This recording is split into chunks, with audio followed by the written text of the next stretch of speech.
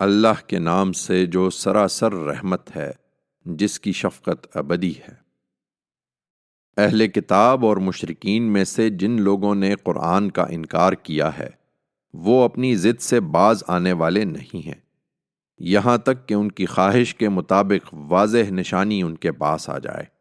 یعنی اللہ کی طرف سے ایک ایسا پیغمبر جو اچھوتے اوراق تلاوت کرتا ہوا آسمان سے اترے، جن میں ان کے لیے صاف ہدایتیں لکھی ہوئی ہوں۔ حقیقت یہ ہے کہ اہل کتاب اس طرح کی واضح نشانی اپنے پاس آ جانے کے بعد ہی تفرقے میں پڑے۔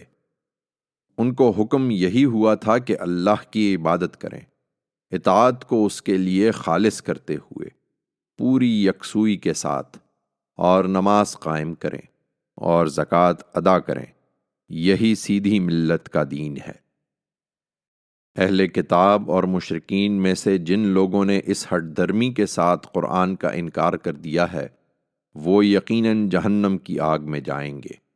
اسی میں ہمیشہ رہنے کے لیے، یہی بدترین خلائق ہیں۔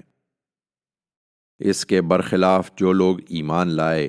اور انہوں نے نیک عمل کیے وہی بہترین خلائق ہیں، ان کا صلہ ان کے پروردگار کے پاس ابد کے باغ ہیں جن کے نیچے نہریں بہہ رہی ہوں گی، وہ ان میں ہمیشہ ہمیشہ رہیں گے۔ اللہ ان سے راضی ہوا اور وہ اس سے راضی ہوئے، یہ صلہ ہے ان کے لیے جو اپنے پروردگار سے بن دیکھے ڈرے۔